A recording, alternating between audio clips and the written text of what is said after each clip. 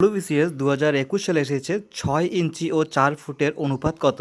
1:6, 1:4, 3:2, 1:8। কীভাবে করবে? এখানে দেখো দেওয়া আছে ইঞ্চি একক, এখানে দেওয়া আছে ফুট একক। অনুপাত মানেই হচ্ছে বাই, 6 ইঞ্চি বাই 4 ফুট। এবার দেখো ইঞ্চি একক আলাদা, ফুট একক আলাদা, কিন্তু আমাদের দুটোকেই ইঞ্চি অথবা ফুটে পরিণত করতে হবে। দেখো আমরা 4 ফুটকে ইঞ্চিতে পরিণত করব। আমরা জানি 1 ফুট সমান সমান 1 ফুট সমান সমান 12 ইঞ্চি। তাহলে 1 ফুট যদি 12 ইঞ্চি হয়, তাহলে 4 ফুট কত হবে? 4 দিয়ে 12কে গুণ করতে হবে। তাহলে আমাদের দাঁড়ালো কত? 6 ইঞ্চ বাই 4 12 48 ইঞ্চ।